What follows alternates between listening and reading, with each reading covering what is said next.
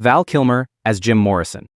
Val Kilmer's transformation into Jim Morrison for Oliver Stone's The Doors in 1991 was a study in total immersion.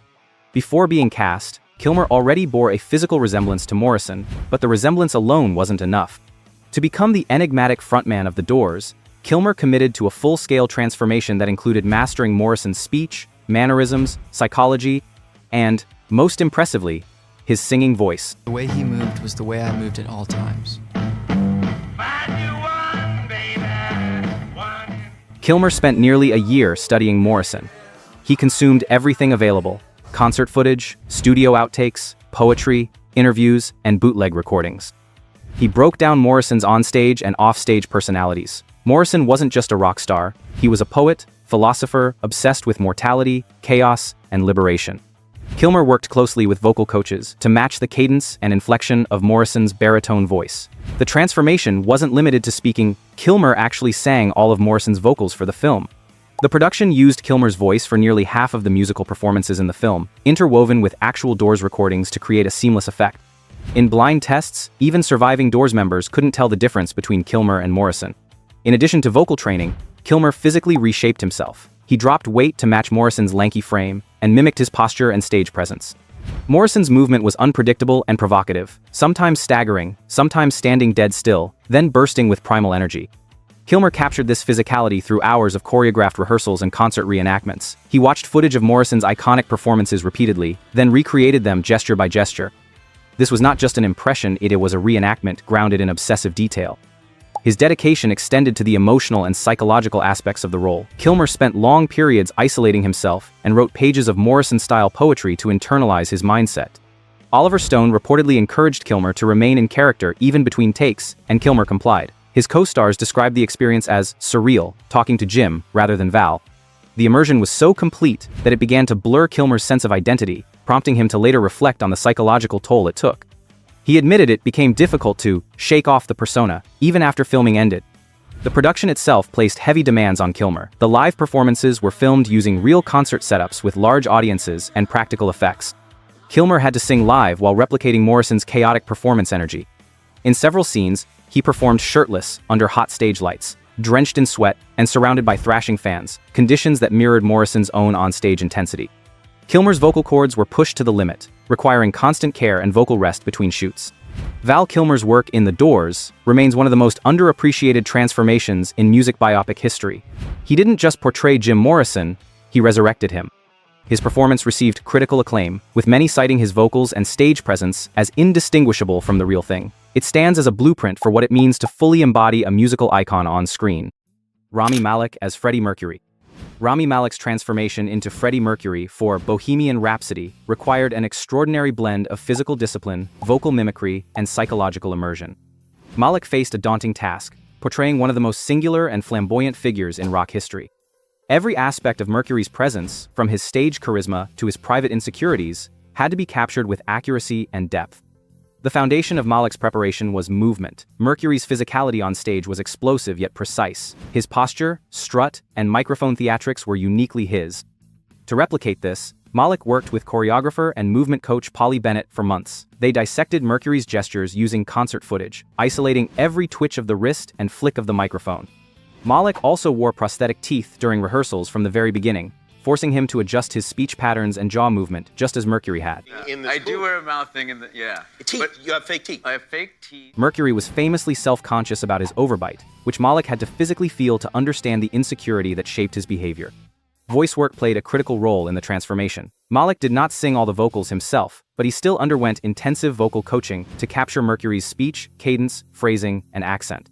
The singing voice in the film is a blend of three sources: Malek's own voice, recordings of Mercury, and vocals by Canadian singer Mark Martel, whose uncanny sound-alike performances were essential for authenticity. Malek had to lip-sync with exact timing and emotional expression, syncing with powerful songs like We Are the Champions,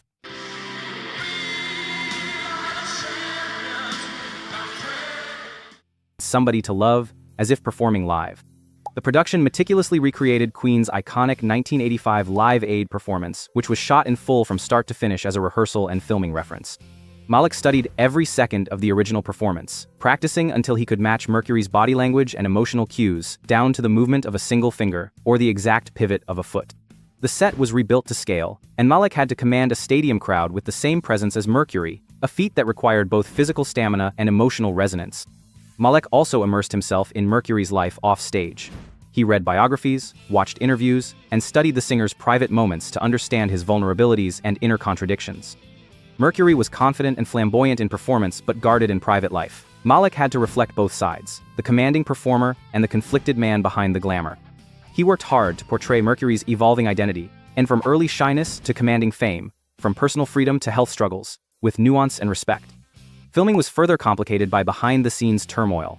Director Bryan Singer was fired during production, leaving uncertainty on set. Malek maintained focus despite these challenges, working with replacement director Dexter Fletcher to finish the film on schedule. His professionalism and continued dedication under pressure added weight to his performance.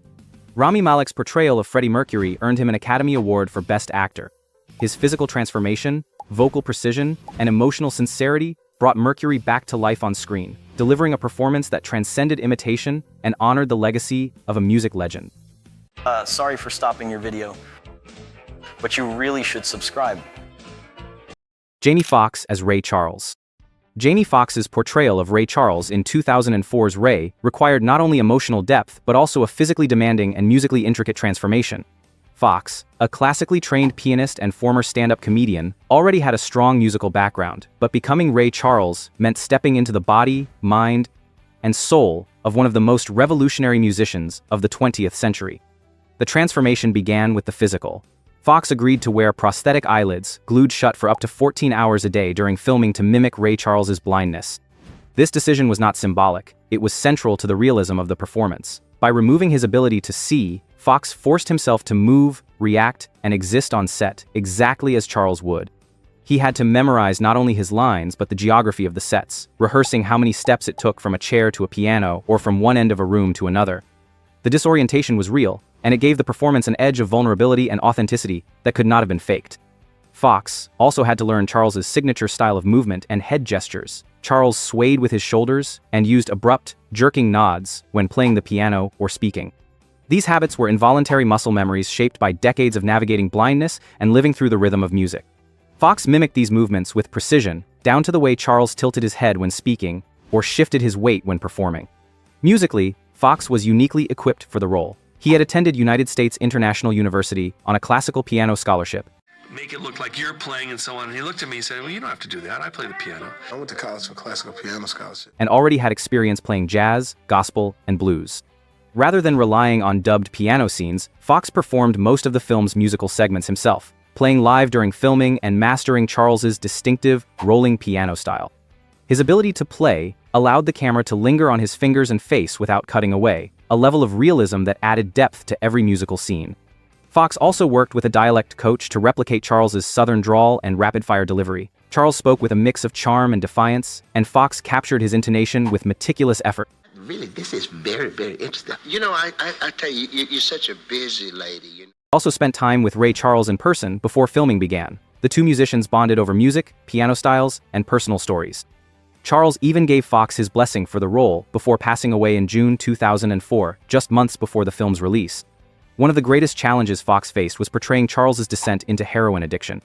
These scenes required a layered performance, the confident, charming performer unraveling into paranoia and desperation. Foxx didn't overplay the arc.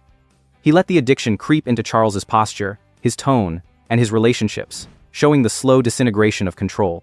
Jamie Foxx's performance in Ray was universally praised and earned him the Academy Award for Best Actor. Through physical sacrifice, musical mastery, and psychological precision, Foxx delivered a performance that remains one of the most celebrated biographical portrayals in modern film. Lou Diamond Phillips as Ritchie Valens. In 1987, Lou Diamond Phillips took on the role of Ritchie Valens in La Bamba with a mix of intense preparation and emotional sensitivity. Valens was not only a pioneering Latino rock and roll artist, but also a teenager whose life was cut short at just 17 years old. Phillips had to embody a real person whose influence extended far beyond his brief career.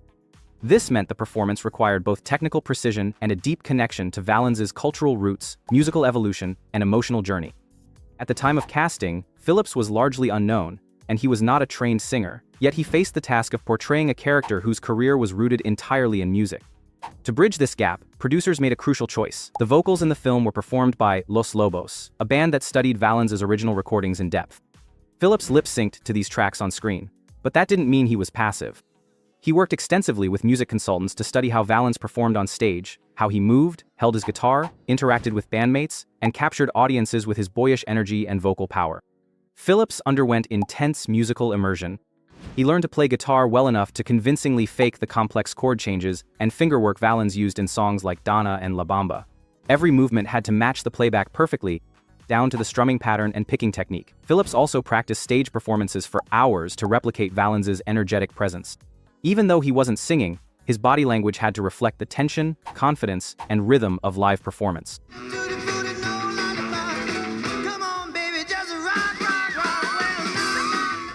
Physically, Phillips had to transform into a youthful and energetic teenager, shedding any older affectations or stiffness.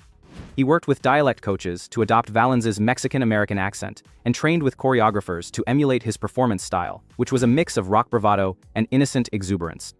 Valens' charisma was understated but magnetic, and Phillips studied archival footage to replicate his humility and earnestness, especially during interviews and personal moments. Emotionally, the role required Phillips to portray Valens' family life, fears, and personal struggles. Valens came from a working-class Mexican-American family and had experienced tragedy before his rise to fame, including witnessing a plane crash that instilled a deep fear of flying. Phillips had to carry the weight of that trauma into several key scenes. His performance captured the conflict Valens felt between chasing stardom and staying grounded in his cultural identity and family loyalty. The film's final act demanded a high emotional register. As Valens' fame accelerated, his time became increasingly limited. Phillips had to portray the fragility of that success, the sense that it could all disappear, which it ultimately did. The tragic climax, featuring the infamous plane crash that killed Valens alongside Buddy Holly in The Big Bopper, was played not for shock, but for emotional devastation. Phillips's performance in the lead-up to the crash, including his goodbye to his family, carried real emotional weight. Lou Diamond Phillips's work in La Bamba introduced audiences to the life and legacy of Ritchie Valens in a way that felt both respectful and powerful. His meticulous, physical, and emotional transformation, even without singing live, elevated the role from imitation to embodiment. Angela Bassett as Tina Turner. Angela Bassett's portrayal of Tina Turner in What's Love Got to Do with It was a masterclass in physical performance, psychological depth, and emotional stamina. Playing Tina Turner meant embodying one of the most powerful and dynamic performers in music history, while also depicting the traumatic and complex realities of Turner's life behind the scenes, particularly her years of abuse at the hands of Ike Turner. Bassett began her transformation with an intense physical regimen. To capture Turner's muscular build and stamina, Bassett trained rigorously. She adopted a daily workout routine that included strength training, dance rehearsals, and cardiovascular conditioning. Turner was known for her explosive stage presence and powerful, sustained movement across the stage. Bassett needed to replicate that, not only convincingly, but repeatedly, often under hot lights and multiple takes. She studied Turner's posture, footwork, and unique blend of rock, soul, and funk-inspired movement. Her arms, legs, and shoulders became as much a part of the performance as her facial expressions. Though the vocals in the film were provided by Tina Turner herself, Bassett had to deliver all of the energy and emotional realism of a live performance. Every lip-synced number had to align perfectly with Turner's recordings, demanding exact timing and breath control. Bassett practiced repeatedly to ensure that her physical exertion on stage matched the vocal intensity. Her lip movements, facial strain, and dance execution had to look as if she were truly singing live, a requirement that demanded total coordination between body and sound. Bassett also adopted Tina Turner's speech patterns, vocal tone, and cadence. She worked with dialect coaches to capture Turner's distinct mix of Southern roots and global polish. Turner's voice had rhythm and grit, and Bassett adjusted her pitch and diction in dramatic scenes to reflect both Turner's vulnerability and resilience. This was crucial in scenes where Turner confronts Ike or reflects on her past. The voice had to carry the emotional subtext of a woman regaining control. Emotionally, the role demanded extraordinary range. Bassett had to portray Turner's transformation from a shy, submissive young woman named Anna Mae Bullock to the defiant independent artist the world came to know as Tina. This arc required her to depict moments of deep personal pain, end-of-physical abuse, emotional degradation, and spiritual exhaustion, without turning them into melodrama. Stop it, hurry up. Anna? Anna, what is it? Bassett leaned into the quiet moments just as much as the explosive ones, letting the weight of Turner's suffering and determination speak through subtle expressions, pauses, and gestures. The scenes depicting violence were particularly harrowing. Bassett and co-star Lawrence Fishburne, who played Ike Turner, approached these sequences with intense preparation and professionalism. The abuse wasn't stylized or softened, it was depicted in a brutally realistic way that required Bassett to physically and emotionally relive those experiences with each take.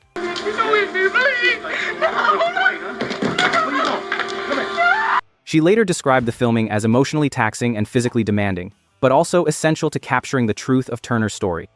Angela Bassett's performance was widely praised and earned her an Academy Award nomination for Best Actress. Bassett brought Tina Turner's story to the screen with both fury and grace, creating one of the most unforgettable portrayals in biopic history. If you're thinking about subscribing, now's the time. I'm about to post a ton here. Thanks. Back to it. Joaquin Phoenix as Johnny Cash. Joaquin Phoenix's portrayal of Johnny Cash in 2005's Walk the Line was an exhaustive transformation rooted in deep emotional and musical commitment. Phoenix didn't merely act the part, he inhabited it. From learning to sing and play guitar, to capturing Cash's complex internal world, Phoenix underwent a grueling and detailed preparation process that spanned months before a single frame was filmed. One of the most notable aspects of Phoenix's transformation was his decision to perform all of Cash's songs himself.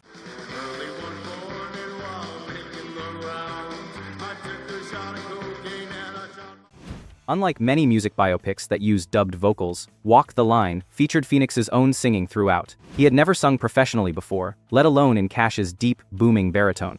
To bridge that gap, he trained daily with vocal coaches, slowly building strength and range in his lower register. His goal wasn't mimicry, it was authenticity.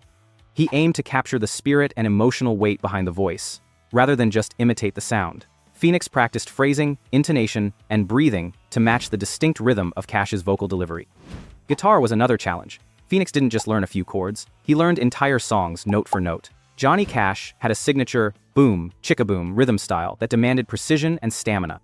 Phoenix practiced for hours each day, often alongside Reese Witherspoon, who was simultaneously preparing to sing and play autoharp as June Carter. Their musical chemistry was rehearsed and refined like a live act, giving the film's concert scenes a raw, authentic energy. Physically, Phoenix adapted his posture and movements to mirror Cash's distinctive demeanor. He studied Cash's gait, his stance while playing guitar, and his subtle gestures on stage and in private.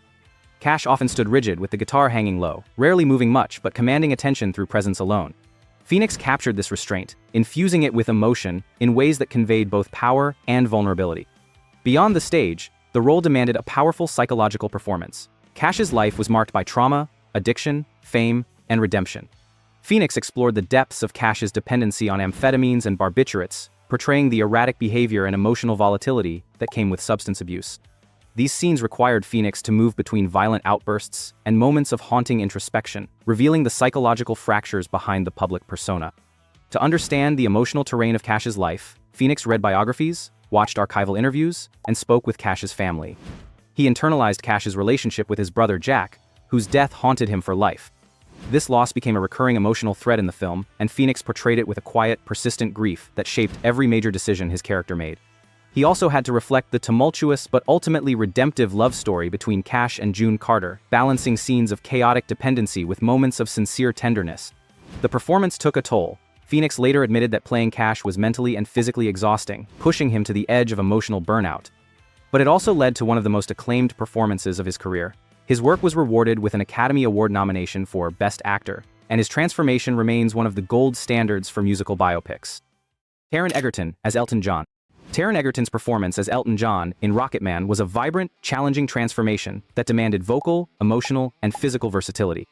Egerton performed all the vocals himself, delivering full musical numbers that reimagined Elton's hits with theatrical, emotional weight. This performance was not just an impersonation. In close, it was a dynamic embodiment of Elton John's evolution, from a shy piano prodigy to an international superstar grappling with identity, addiction, and loneliness. Egerton began his preparation with intensive vocal training, though he had sung in previous films like Sing,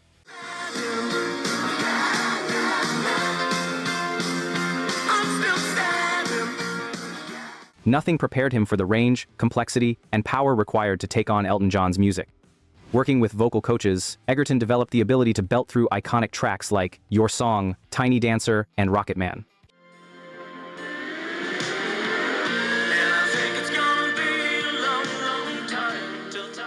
He studied John's phrasing, articulation, and vocal tone, but didn't attempt an exact replica. Instead, he aimed for emotional fidelity, channeling the spirit and soul of each song rather than copying it note for note. He also trained extensively on the piano. While Egerton didn't perform every note live on set, he learned the hand positions and stylings so that his performance matched the energy and physicality of Elton's real-life playing. Elton John's piano style was flamboyant, fast, and expressive. Egerton's fingerwork and body movement were designed to reflect this, making the musical scenes visually believable without relying on quick edits or camera tricks. Physically, Egerton had to embody the extremes of Elton John's transformation. He wore a variety of prosthetics and elaborate costumes to reflect the musician's changing appearance over the decades. From oversized glasses to feathered bodysuits and sequined capes, Egerton had to perform under heavy, hot, and often restrictive wardrobe pieces. The choreography in large production numbers demanded stamina and precision, especially in scenes like the Saturday Night's All Right for Fighting bar dance or the gravity-defying Rocket Man sequence. These musical set pieces were filmed as full-scale fantasy performances, requiring Egerton to act, sing, and dance simultaneously. Beyond the spectacle, Egerton committed deeply to portraying Elton's emotional journey. He worked with director Dexter Fletcher to navigate the film's non-linear narrative and psychological depth. Egerton showed the painful duality of Elton's persona, the confident, glittering stage performer and the insecure, emotionally starved man beneath. He depicted scenes of addiction, self-hatred, and attempted suicide with raw vulnerability. These moments were essential to understanding how Elton's public image often masked private suffering. Egerton also built his performance on personal access. Elton John himself gave the actor full support and even met with him privately. This direct connection allowed Egerton to ask specific questions and absorb personality traits not captured in footage or interviews. Elton's trust gave Egerton freedom to interpret the role creatively rather than rigidly, and that flexibility resulted in a performance that felt both faithful and fresh. The film's structure added to the complexity. Unlike traditional biopics, Rocket Man used fantasy sequences and symbolic musical numbers to tell the story. Egerton had to transition between scenes of grounded drama and heightened musical abstraction without losing the emotional through-line. That required technical skill and a constant emotional connection to the character's internal journey. Taron Egerton's work in Rocket Man earned him a Golden Globe for Best Actor. His total commitment, singing live, embodying the stage persona, and emotionally grounding a stylized narrative made the performance stand out in a genre filled with biographical portrayals. Austin Butler as Elvis Presley. Austin Butler's portrayal of Elvis Presley in Elvis was the result of years of focused transformation that spanned voice, body, psychology, and performance. Unlike traditional biopics that span decades in a star's life, Elvis aimed to recreate not just the man but the cultural force that defined an era.